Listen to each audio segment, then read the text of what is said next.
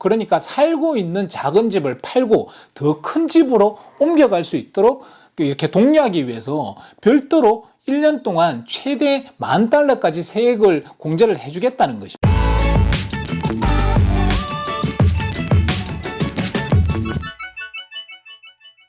안녕하세요, 제이정입니다. 오랜만에 인사를 드립니다. 2023년의 미국의 집값은 1년 내내 가격이 슬금슬금 올라가는 셀러의 마켓이었습니다. 높은 이자와 높은 집값이 구매자들에게 큰 부담을 주었지만 역대 최저치의 매물의 수는 높은 이자율과 집값을 무의미하게 만들었습니다. 2023년 연말에 말씀드렸다시피 2024년 초반을 우리는 예의주시했어야 했습니다. 저뿐만 아니라 많은 전문가들은 2024년 초반의 움직임이 일종의 눌림목에서 방향을 정할 것이라고 유심히 관찰을 해야 한다고들 했죠. 2024년 초반은 압도적으로 셀러가 우위에 있었습니다. 지역마다 편차가 있기는 했지만 바이어의 마켓인 지역은 거의 없었습니다. 지역에 따라 셀러의 파워가 30이냐 80이냐 정도의 편차였죠. 그 와중에 셀러의 판단 미스로 해서 좋은 매물을 저렴하게 산 경우가 이렇게 간혹 보이던데, 그런 분들은 평소에 덕을 많이 쌓으신 분들인 것 같습니다. 원래 보통의 경우 1월과 2월에는 가격이 올라가더라도 편하게 올라가지는 않는데 이번 1, 2월은 가격이 눈에 띄게 올라갔고요. 지금 영상을 찍는 이 시간에도 우상향으로 진행 중입니다. 매물이 마켓에 머무르는 시간, 그러니까 팔려고 마켓에 내어놓고 팔리는 데 걸리는 시간은 눈에 띄게 줄어들었습니다.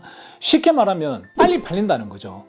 집값이 올라가는 것에 반해 거래량은 역시나 터무니없이 적었습니다. 제가 여러 번 말씀드렸다시피 거래량과 집값은 절대 비례하지 않습니다.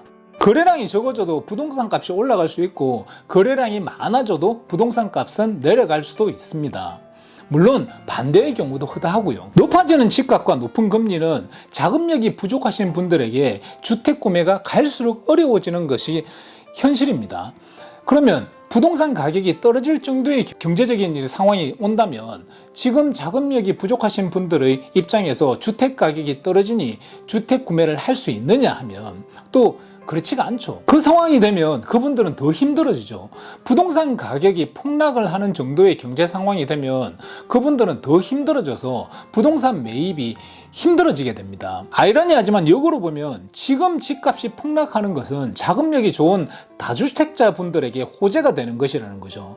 어찌되었건 폭락할 기미는 보이지 않는 것이 요즘 부동산 마켓 상황입니다. 그리고 미국 정부가 부동산 가격을 잡기 위해 노력을 할 것이라는 생각들을 하시던데요. 분명히 아셔야 하는 것은 미국 정부는 부동산 가격을 내리기 위해 노력한 적이 없고요. 지금도 부동산 가격을 내리기 위한 노력을 하지 않고 있고요. 앞으로도 부동산 가격을 내리려는 노력은 하지 않을 것입니다. 이게 자꾸 한국하고 비교를 해서 그런데요. 부동산뿐만이 아니라 애들 교육을 위한 학군, 주택 투자, 부동산 로케이션 같은 것은 또 한국과 비교해서 잘못 판단하고 계시는 분들이 생각보다 많으십니다. 한국하고 미국하고 다른 점을 특집을 한번 해볼까 하는 생각도 항상 좀 있습니다. 미국 정부가 하는 것을 보면요. 집값과 금리의 고공행진에 주택 구매가 갈수록 어려워지니까 이번에 바이든 대통령이 주택 구매 지원하는 것을 2개를 발표를 했습니다. 첫 번째는 첫 주택 구매자에게 $10,000의 세금 공제를 해주겠다고 했습니다.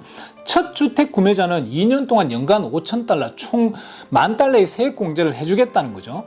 다른 하나는 기존의 주택 보유자들이 첫 주택을 팔고, 그러니까 살고 있는 작은 집을 팔고 더 큰 집으로 옮겨갈 수 있도록 이렇게 독려하기 위해서 별도로 1년 동안 최대 $10,000까지 세액을 공제를 해주겠다는 것입니다. 자, 그럼 한번 보십시오. 이렇게 하면 집값이 내려가겠냐고요. 안 그래도 매물은 적고 구매자는 많은 시점에서 이런 식으로 정책을 내면 더 많은 구매자들이 생겨날 것이고요. 주택 가격은 더 올라갈 것입니다.